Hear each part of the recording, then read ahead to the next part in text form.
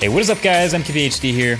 And fun fact, my second most viewed video of all of the past year was the one that I made about this guy, the Xiaomi Mi Mix. That video got a lot of attention. In fact, a lot of you guys were asking about it since it's been about a year, if there'd be some kind of a follow-up or a sequel to that, and there is.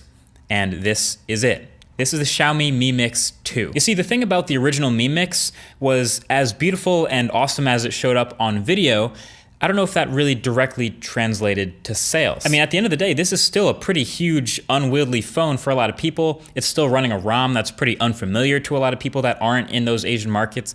So even though it did have an awesome, super thin bezel, sweet form factor that helped move the needle for the entire smartphone industry, like we see in 2017, people weren't exactly rushing to import this into the US and buy it and actually make it their daily driver. So that's where Mi Mix 2 comes in. So pretty much every single change that Xiaomi made from the Mi Mix 1 to the Mi Mix 2 is to make this a more approachable, more buyable sequel to the phone that made such an impact for them last year. So right off the bat, the Mi Mix 2 is smaller. So it's rocking a 6-inch OLED display, but of course keeping the signature tiny front and side bezels. So it's a huge display, about the same size as the new iPhone we're about to see, 5.8 to 6 inches.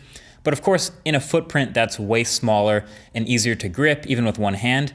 And the 6-inch display, even though it sounds big for a phone, it's in that tall, narrow 2:1 aspect ratio. So it's gonna be easier to reach the sides and the corners than your typical 6-inch screen. Not all 6-inch displays are created equal. A lot of people forget that. The body is now ceramic on the back and aluminum on the sides.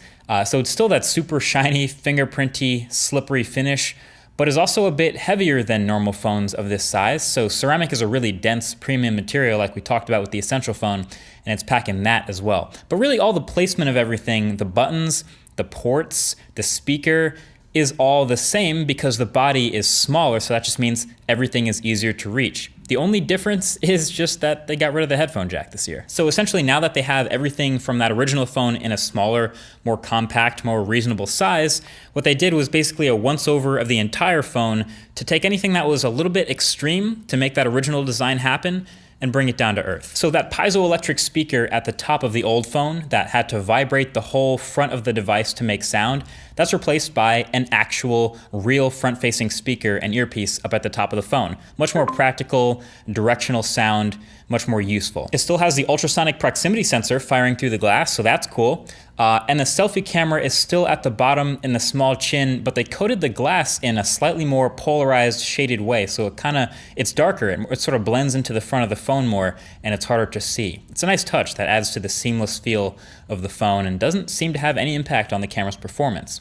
And they did upgrade the camera on the back. So it's now a 12 megapixel Sony IMX386 sensor with optical image stabilization, an f2.0 aperture, and still inside that 24 karat gold ring in the middle of the back of the phone. So no dual cameras on the back of this guy again, but it's definitely an upgrade in the camera department, even if it's not quite to the level of what Samsung and Apple are doing right now.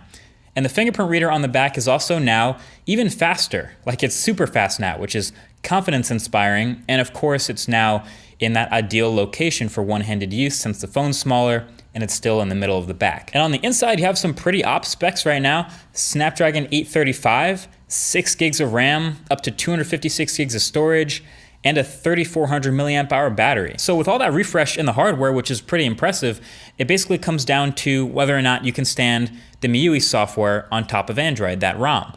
And they have added a bunch of new things in these updates to make it more accessible, but more importantly, more familiar. MIUI now has a split screen multitasking mode, so this is something almost every phone now has except the iPhone, where you can do 2 apps open at once. That's been added, and it's pretty simple to use and works well, so you can really take advantage of the big screen. Honestly, I'm kind of surprised it wasn't on the original. There's still that quick ball that moves the bottom row of shortcuts anywhere you want on the display, in case the corners of the 6-inch panel are still kind of hard to reach. And it's overall cleaned up. It's pretty snappy. It doesn't have much bloat, not many bloatware apps. And it's honestly already gotten 1 software update since I've gotten the thing out the box, and hopefully it continues to get more. It's on top of Android 7.1.1 right now, so pretty standard for new phones coming out right now, but I think the benchmark is just how fast they move to Android 8.0. I'm kind of having tabs on all the big phones to see how fast they do it. But wait, there's more. There's also a Mi Mix 2 Special Edition. Here it is actually next to the standard Mi Mix 2. Surely you can tell the difference. Or probably not. The special edition, basically instead of rocking the matte black aluminum sides, has curved the ceramic all the way over around to the front. So it's a ceramic unibody phone, which is actually kind of amazing. And then it also has 8 gigs of RAM. So that's what makes the special edition super limited, a little more expensive, hard to get, also harder to grip.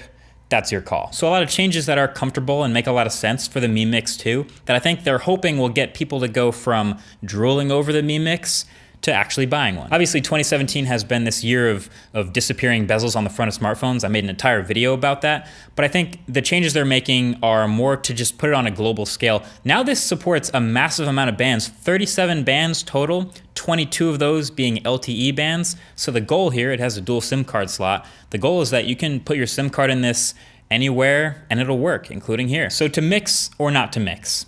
That is the question that I'll pass on to you guys. But either way, that's pretty much it. The new iPhone's right around the corner. New video on that coming very soon. Be sure to subscribe to see that if you haven't already.